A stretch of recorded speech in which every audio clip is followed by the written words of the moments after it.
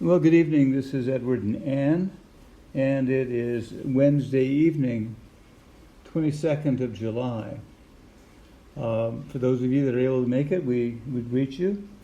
We're going to do something a little different this evening. We're going to have a guest speaker, and we're going to talk about something that we haven't really spoken about too much. So, Lord, we draw your anointing. We draw your word.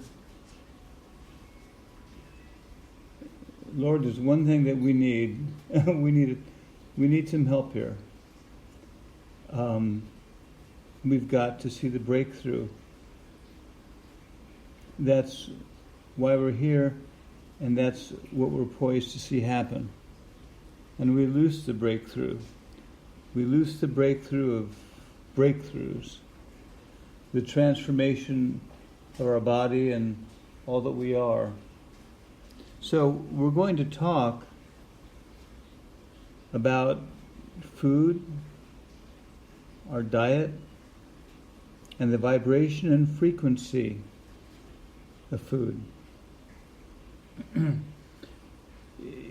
Because we are a triune being, spirit, soul, and body, the body still has a dynamic in this equation as far as our...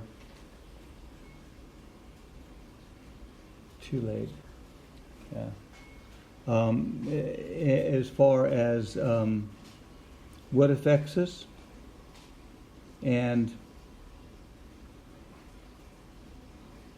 I just had to kind of catch my thought here. We're going to see how this does this evening. We haven't really tried remotely having someone be a part of the call, so the speakers may or may not do real well.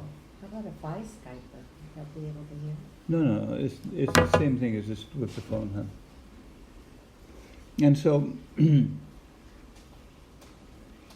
I think we're all aware of Daniel and of John the Baptist as a point of reference. You know, one of the attributes or aspects to Daniel is the type of diet that he followed. And I'm sure all of you are aware of that if you go back into the book of Daniel, the first 2 or 3 chapters. And the way he ate had a definite effect on his frequency, on his ability to really hear clearly what the Lord was conveying to him. Same thing with John the Baptist, who ate locusts and honey. There's something to be really understood there. So, and it's not surprising when you look at what's been going on the earth for the last 50 years, the gradual degradation of the food that we eat, of the soil that the food is grown in. It's become progressively worse and worse. And it's been one of many little hidden satanic plots to destroy the human race.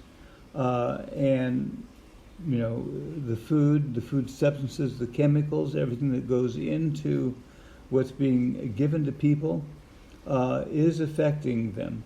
It is creating more and more of a dullness and a heaviness and a stupor, as you know, if you might say.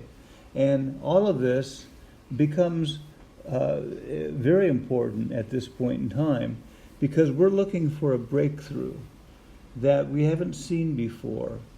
And it's not that the diet alone is going to do or achieve what we're looking for, but it's an element that, if we approach it correctly, is going to keep us more free, more light, higher frequency than if we, continue to go the way of the world and eat those types of foods. And the higher you go up in your frequency, even the more sensitive you become to all of that. There was a point in time when we were studying the frequency of foods, because, you know, all food has a frequency, has a vibration. You have some foods that are life-giving, and you have some foods that take away life. You know, classic examples, they had measured a McDonald's hamburger, and the negative value on that food that it actually took away from your energy, from your life, than giving. And then you have things that, you know, some of the green vegetables, the raw vegetables, that have higher frequencies. Matcha green tea, which we're involved with, high frequency. The chaga mushroom that is a high frequency item. And so all of that becomes something that we want to factor into our awareness, because Satan will do anything he can to deter, hinder, block, and heavy you out. And we've lived with that. I mean, we've lived, half the time it seems we have good days and bad days, and a lot of times it depends upon our choices of what we've eaten and how that's affected us in our awareness, in our energy. So at this point in time where everything has to be factored in, this is something that cannot be left out. And there is such a thing as having, you know, an acidic diet, an alkaline diet, and how that affects us. So we're going to have Rebekah, our daughter, who's a holistic nutritionist. She has worked with a lot of famous people. She's involved with our company and with several other companies in formulating, right at this point in time, drinks and I would say infusions, but energy drinks, for the lack of anything else, that have a very high frequency, that are very healing, things that are really off the charts. So she's been living this type of lifestyle for a very long time. And so I gave her a call today and said, you know, it would be good, why don't you hop on and talk to us about some of the keys in the foods, and, you know, a little bit of what you're doing. I think it'll be very enlightening, and will give us a greater appreciation of how we need to be approaching the way that we eat right now. And I'm not even talking about for the next 5 or 10 years. How about just the next 2 or 3 months? What can we do to help ourselves down the road? So let me bring her on, and we'll go with it.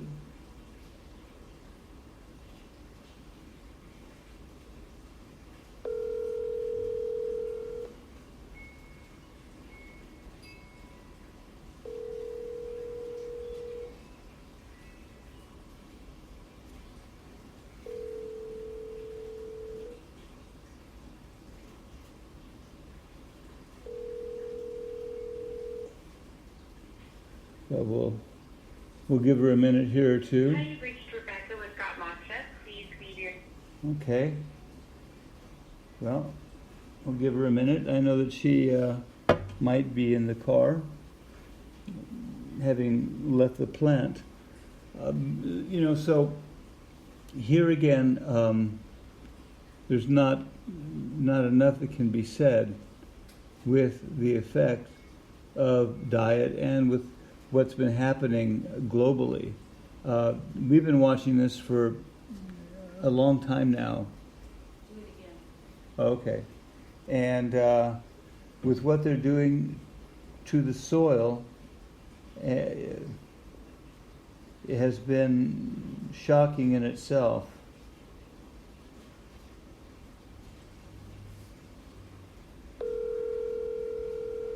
All right.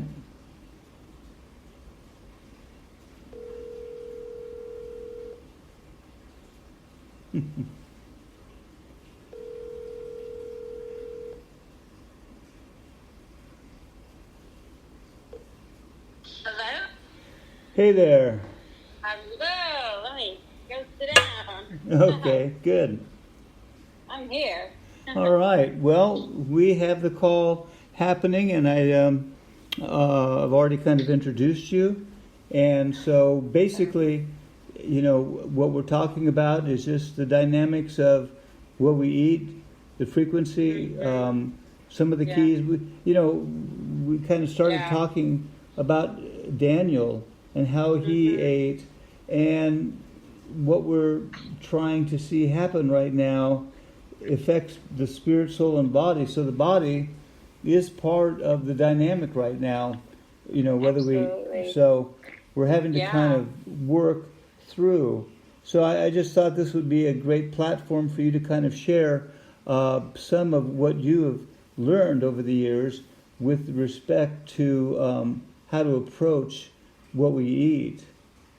Yeah, well, one very simple thing is, food digestion takes more energy from the body than anything else, whether it's healing, whether it's even dealing with an illness. It literally sucks everything from you when you eat heavier foods or foods that require a lot of digestion.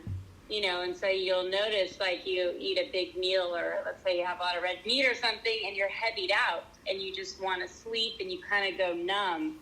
And I think that's a big, has a big effect spiritually, because it dulls you, so I know that's a big factor to me with eating, is like, okay, don't eat too much and too many heavy processed foods, because you'll spiritually be kind of dull, and your energy is going to drop. You're going to be more tired and less aware.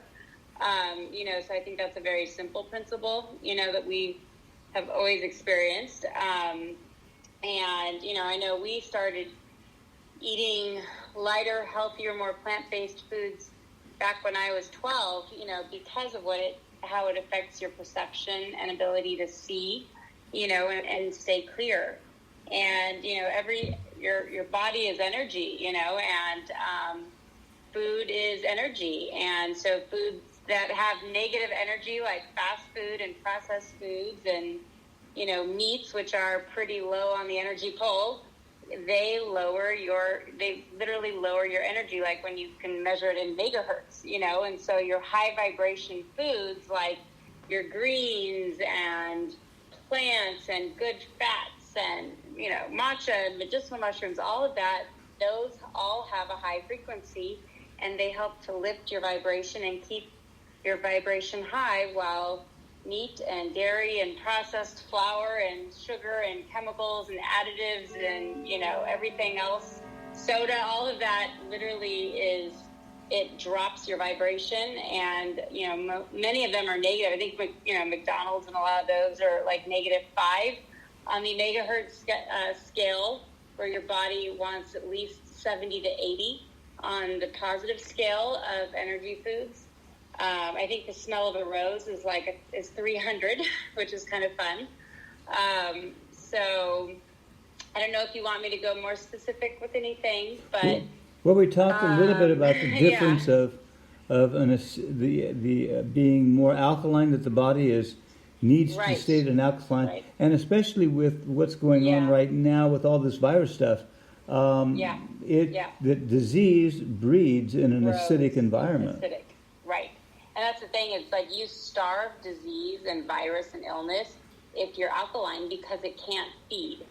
That's why, like, people that get candida and yeast problems all the time is because it feeds on sugar. If you put sugar in with the virus, it explodes and goes crazy, So that's why anyone who's has cancer or dealing with anything, they need to alkalize and be slightly more alkaline than acidic with their foods. And so a lot of it goes back to plant-based, good raw foods, a lot of good water, and keeping it light and simple, and allowing your body to break down and, digest what you've put in your body on a daily basis. But yes, alkaline is huge, and you'll feel your energy. I think it comes back to, you'll kind of know if you are staying on the right track by your energy and how you feel, Mm-hmm. It's very connected. Well, yeah. people tend to, by and large, be acidic. That seems to be Yeah, the way 95%. it is. Really, 95%. Yep, about 95%. It's called acidosis, and most people are acidic. And, your body is made to handle a certain amount of acidity. And that, your stomach obviously is acidic to digest. But there's so much around us that creates acidity that it's the food, but it's also like, your thoughts. I mean, if you wait on the Lord, you're actually going to alkalize your body better than if you're sitting there being angry and stressed and freaking out over things. That actually creates acidity. They say stress kills you. People that get heart attacks that eat a healthy diet, but yet their body is so acidic, it's because of the stress and, their state of mind. So, it all plays into the factor of acid and alkaline. So, it's your stress, how you live your life. If you're around a lot of pollution, if you're eating an acidic diet and drinking chemicals, in soda and drinking bad tap water, drinking alcohol, all of that is acidic, and your body never has a chance to heal. It never does. And that's why a lot of people, when I start working with them, I say, okay, give your body 3 to 5 days of just taking a break. Let it heal itself, because it's made to heal itself. It's pretty phenomenal what the body can do if you give it the right tools and just give it a break, and let it heal and deal with the acidity by just doing, whether it's like fresh veggie juices and a lot of water and just alkaline and avocados. I mean, avocados are one of my favorite foods in the world, but just going very, very simple so that the body can heal, and you'll find everything changes, your mood, your energy, your body finds that balance, which is pretty cool. And, so on the flip side, what's interesting, and we had researched this years ago, and in fact, John had mentioned it, and that is that some of the acidic fruits, like oranges and lemons and things like that, actually help to accentuate your perception. Well, they do have they have an alkaline ash. That's the thing, is when they go into the body, what they create in the bloodstream is alkaline, and that flows throughout your whole body. And it does. It definitely lifts you up. Yeah. Interesting. Yeah. I don't think people realize that, just by eating fruits, that you can actually raise your perception and your clarity because of that. Absolutely. Fruits, and then, your vegetables are such a big part. Fresh veggies, and, all your foods that are water-based. Your fresh veggies, your fruits, water, avocado, coconut oil, and olive oil. That right there is like a perfect, you do that for a while and you're going to feel really good. The good fats that are raw will keep your energy going and satiated, and you don't need to eat as much. And then you get your good, fresh veggies and fruits, and, that right there is giving you the water, and it's going to help detox and cleanse your body and kind of help pull out all the pathogens, all the acidity that needs to flush out of your body. You need the good fiber and, all the goodness from plants. So it's all connected.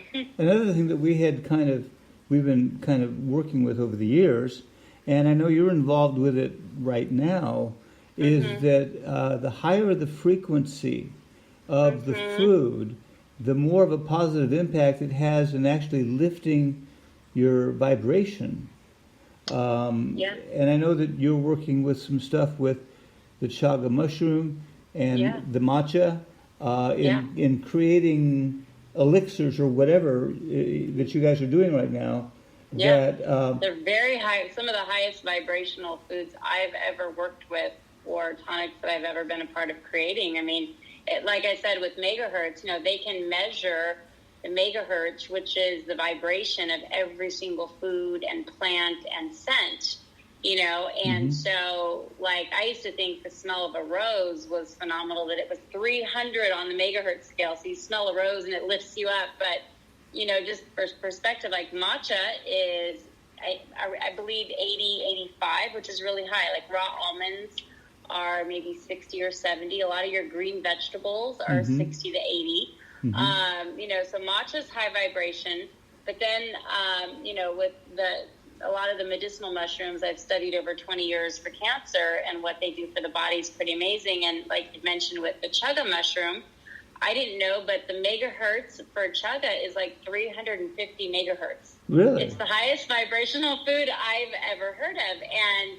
I find it interesting because when you have a high vibrational food and you keep it very simple, the things that it can do in your body when you allow it, it will help you find balance and heal and, really lift you up in every way possible. These are adaptogens that basically are like, gifts from God to help you, these tools that your body uses. And it's pretty incredible.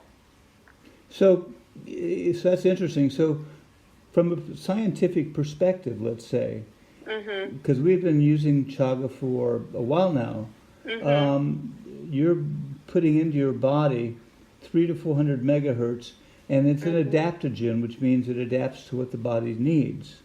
Right. And I'm not here to sell chaga, I'm just talking about conceptually. So, but you realize at the same time you have other dynamics going on in your system, other illnesses that are on the periphery or things that are challenges for the body. Literally, that high vibration food that you drink goes in and begins to cancel out the negative energy, which of course that goes against the mainstream medical because with them it's just you take these pills, and pharmaceutical pills are some of the lowest megahertz things you could put in your body. So interesting. There you go. Yeah. It's almost it definitely does. It's almost like the whole concept of white noise. Where they came, I don't know how many years ago, where they could create a certain vibration or sound, and they play it. You don't hear it because it cancels out the other side of the spectrum in the sound, and things seem quiet. And so you're taking something in that is literally canceling out something that is on a negative scale that is at work in the body. Right. Well, and what it's doing is when you have these powerful adaptogens that are high energy and alkaline and all the above, you're giving the body the tools it needs to find the balance to have optimal energy, optimal spiritual awareness, life. I mean, everything is optimized, really. It's like optimizing a computer, Yeah. And so with an adaptogen that's such high energy, it's not going to force anything on your body that it doesn't need, but it's going to literally get to know you and say, okay, what do we need to do to make everything work better? And what needs to be eliminated from your body? Too many cancer cells? Okay, let's work on healing the body, breaking things down and eliminating. So, there's some pretty amazing tools that, God's given us, really, that keeps the practical side of our body functioning to try and keep up with what we're going through spiritually. Yeah. And so matcha is like that as well as far as an adaptogen. Absolutely. Are there very many adaptogen types of things out there? Yeah, there's quite a few different adaptogens. There's different Ayurvedic herbs like ashwagandha and some other herbs that people use for stress. But none of them are as full spectrum as matcha and chaga. And that's, I've always been on the hunt for the best and what has the most impact. And I've taken many different adaptogens, and I'm like, well, okay, I kind of feel it, not too much. But to me, the chaga and matcha are the most powerful, not only antioxidants, but adaptogens on the planet. There really is nothing like it. Interesting. So yeah. I remember when we were researching years ago matcha before we started the company, and we came across Isai, the Buddhist monk who brought it to Japan from China, and he called it the elixir of the immortals, and what they, because of all of the healing benefits, but what they would do, because I was just thinking, how can we impact our waiting before God or Right. or are, which is becoming a state of being more than just a moment in time. But I remember that these monks would sit in a circle, and before going into their meditation times, they would drink a thick brew of matcha, and Right. that would help to how did it go? Well, it would help to focus because, Yeah. matcha not only is high vibration, but matcha, scientifically contains L-theanine, and that's the star of matcha, and that's an amino acid that I used to tell people to take for focus and for clarity, and, it's very uplifting. And, I've gotten people off of anxiety medication, just by taking L-theanine, and so when we really started to understand matcha and why they used it for meditation, for so many years, is because matcha is one of the highest food sources of L-theanine. So you're literally eating it because it's a whole food plant that you're eating. It's a powder of the whole plant dried. Mm-hmm. And so you're getting the most pure source of L-theanine, which is one of the few things that actually passes through the blood-brain barrier. Not a lot of things can actually pass through.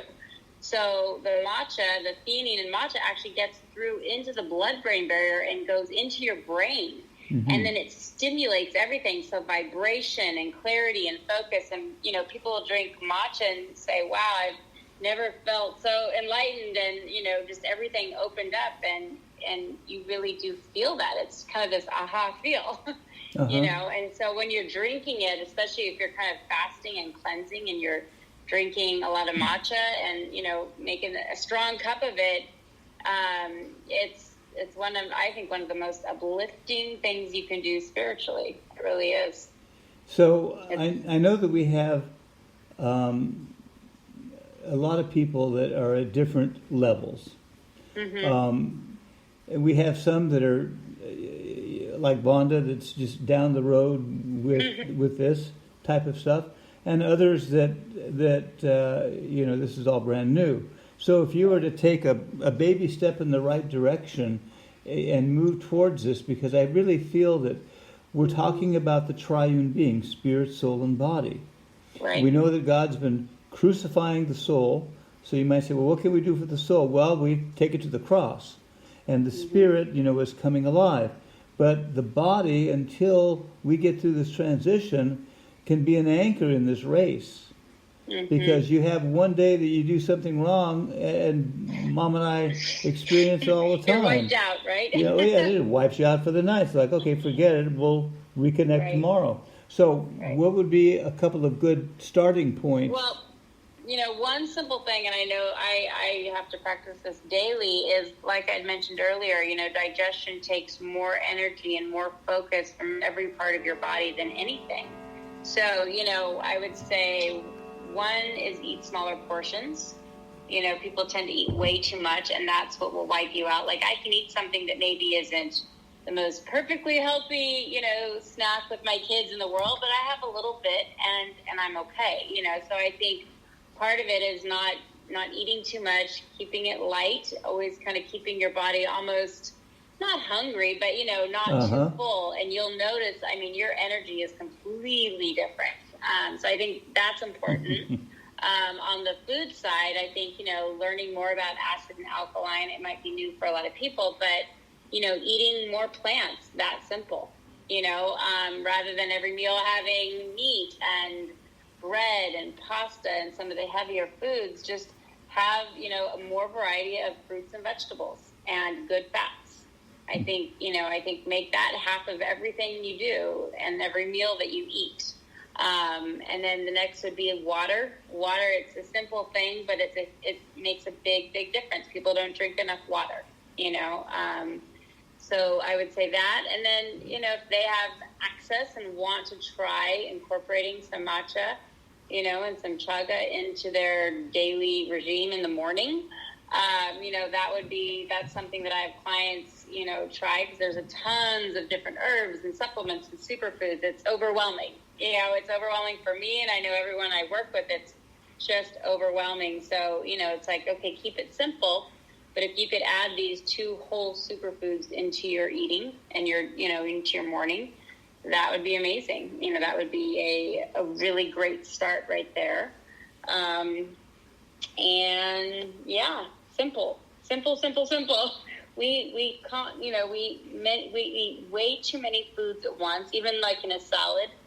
10 vegetables and everything combined at once is going to wipe your stomach out. Like, we really are, as we get older, we don't need to eat as much. We need it more simplified, maybe 3 or 4 things at once, max. And, and keep it simple. Sweet potato and avocado and, salad, like very, very simple, really. Yeah. Simplify as much as possible. Yeah. Mm-hmm. Yeah. And if you're going to have meat, then just have it with some vegetables. But, the American diet of a hamburger where you've got meat with bread and then fried foods, you are going to be wiped out. Even if you don't realize how wiped out you will be wiped out on every level. So interesting. Yeah. Interesting. Yeah. But I would suggest learning more about, megahertz with, what foods are higher in megahertz, because that lines up with what foods are more alkaline, and that lines up with more plant-based. Like, all these things are all connected. Yeah. You look up one, you're going to find the other types of foods, because a lot of your plant-based and these superfoods are alkaline and high energy and high megahertz and easy to digest, all the things we're talking about. So excellent. Yeah. I mean, one of my classic mistakes is we'll have something super healthy, and I'm eating it like, this is so good. I end up eating 2 plates. Exactly. And then it's like, oh my God, So you've got to really we have to eat less during this time. Even though the soul flesh is going to say, well, I'm still hungry. I'd like to have a little bit more. Or it tastes so good. Yeah, it just tastes so good. But the response of the soul flesh is, you better die. Yeah, I'm not tolerating I know. it. We gotta cut it back. You gotta take control, because it's one of those things. It's like, we know, like, fear takes control in various things. Well, same thing with food in your mind. Is you get in that routine of eating a lot, and you have to have this and whatnot. It literally will control you. Yeah. So you have to take control back. It does. Mm-hmm. Yeah, you can get to a point where you think, I just had breakfast. Now, what am I going to have for lunch? And what am I going to do for dinner? So. Like, no, very take true. a break. I know. I'll do like my matcha chaga shake in the morning with a little bit of oat milk, and then I'll have maybe half an avocado at 11, and then I never have another drink with all the different stuff in it, maybe around 12 or 1, and then I'm not really eating a lot of solid food until maybe 3 or 4. Yeah. But if I stop and eat a big lunch, then I'm kind of too heavied out and tired to do what I need to do all day and stay light and keep my awareness and, my vibration high. So, yeah. Well, awesome, my dear. I think that gives, here again, we're at a point where we have to see a breakthrough, and every part, anything that we can do to put ourselves, it's all about being positioned right now and before the Lord. And, it was a key for Daniel, and I know it was a key for John the Baptist. And I think that it's just part of the equation right now. So absolutely. Awesome. Absolutely. We got to help. Yep. We got to help and not hinder, right? Yep. Let your body be a blessing. Yeah. Yeah. Okay. Well, I think this Fun. is good. Thank you for being available, my dear. Yeah, anytime. Okay. Talk to you later. Okay. Bye-bye. All right. Bye. Well, there you had it, straight from the horse's mouth. But we felt it was really important to share this aspect, because this is going to help us in the push and the drive. And I know this is getting personal for a lot of people, because food's kind of a holy grail, but at least for some. But this has to come into alignment. So anyway, we send our blessings, and we'll get this transcribed here. It might be a week or so, but we'll get it up for everyone to have some notes to refer back to. Anything you want to say, Anne? We're off? Okay. All righty. Well, we'll talk to you guys next time. Thank you.